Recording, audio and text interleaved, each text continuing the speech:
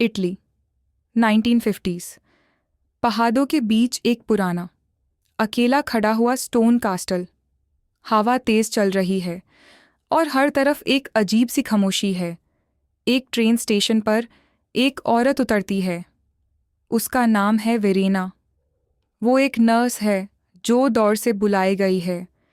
उसके हाथ में सिर्फ एक बग है और चेहरे पर थकान।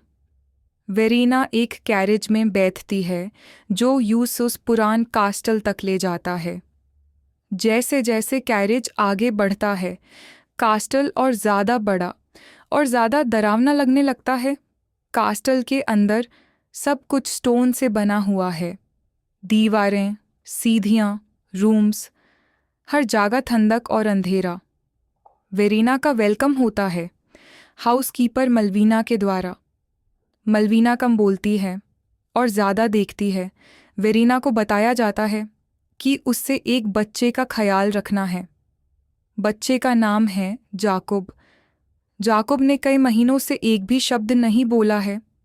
उसकी माँ कुछ ही टाइम पहले मर चुकी है और उसके बाद से जाकोब बिल्कुल चुप हो गया है। वेरीना जाकोब के रूम में जाती है। जाकोब खिड़की के पास बैठा होता है, बिल्कुल शांत, बिल्कुल मोशनलेस। वो वेरीना की तरफ देखता भी नहीं।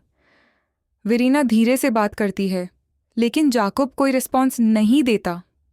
जाकोब के पिता क्लाउस, कास्टल के मालिक, वो वेरीना से मिलते हैं। क्लाउस का चेहरा सीरियस है और आंखों में डार्ट। वो वेरीना को एक बात साफ कह देते हैं, जाकोब सिर्फ तब बोलेगा जब उसकी माँ खुद उसे बुलाएगी। और क्लाउस मानता है कि जाकोब की माँ अभी भी कास्टल में मौजूद है। रात होती है, कास्टल और ज़्यादा खामोश हो जाता है।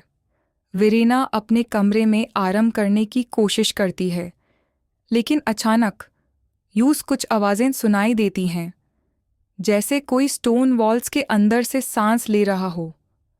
वेरीना उठकर कॉरिडोर में आती है, पर वहाँ कोई नहीं होता।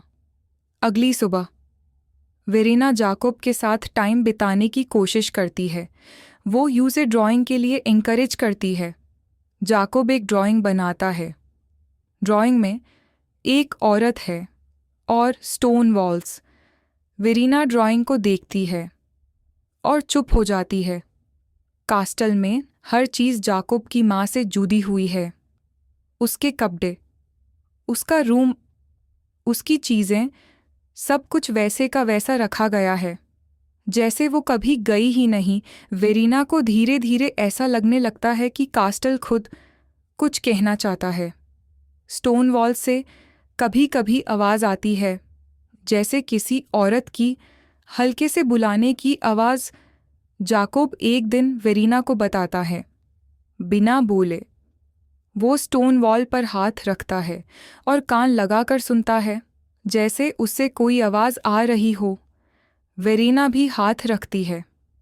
स्टोन ठंडी है, पर अंदर से एक हल्की सी वाइब्रेशन महसूस होती है। वेरीना को पता चलता है कि जाकोब अपनी माँ से बात करने की कोशिश कर रहा है। स्टोन वॉल्स के ज़रिए क्लाउस और वेरीना के बीच धीरे धीरे बातचीत बढ़ती है। क्लाउस अपनी पत्नी के बारे में बताता है। वो औरत बहुत कमज़ोर हो चुकी थी, बीमार और अकेली। रात के वक्त वेरीना कास्टल के एक पुराने रूम में जाती है। वहाँ एक पियानो रखा होता है। वो पियानो खुद ब खुद हल्का सा साउंड करता है। वेरीना रुक जाती है। साउंड बैंड हो जाता है। जाकोब एक दिन अचानक स्टोन वॉल से बात करने लगता है। उसके होंठ हिलते हैं, पर आवाज़ स्टोन के अंदर चली जाती है। वेरीना को एक डायरी मिलती है। डायरी जाकोब की माँ की होती है। उसमें लिखा होता है उसकी लोनलीनेस, उसका डर, उसकी कमज़ोरी, और ये भी कि वो अपने बेटे को छोड़कर जाना नहीं चाहती थी। कास्टल में हवा और ठंडी हो जाती है। आवाज़ें ज़्यादा फ्रीक्वेंट हो जाती हैं। स्टोन वॉल्स जैसे जिंदा हो जाती हैं। एक रात जाकोब स्टोन वॉल के बिल्कुल पास खड़ा होता है और धीरे से बोलता है, माँ। ये उसका पहला शब्द होता है। वेरीना और क्लाउस दोनों सुन लेते हैं। कास्टल बिल्कुल शांत हो जाता है। अगली सुबह जाकोब वेरीना से बात करता है। वो बोल सकता है। स्टोन वॉल से आवाज़ें अब कम हो जाती हैं। वेरीना डायरी के लास्ट पेजेस पढ़ती है और समझती है कि जाकोब की माँ कभी भी स्टोन वॉल्स में नहीं थी।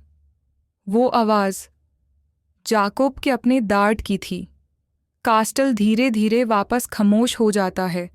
स्टोन सिर्फ स्टोन रह जाते हैं। वेरीना अपना बैग पैक करती है कास्टल छोड़ कर जाने के लिए। जाकोब यूज़ देख कर खड़ा होता है। वो बोलता है, गुड बाय। कैरेज डोर बैंड होता है। कास्टल पीछे रह जाता है। हवा फिर से चलती है और कहानी यहीं ख़त्म होती है।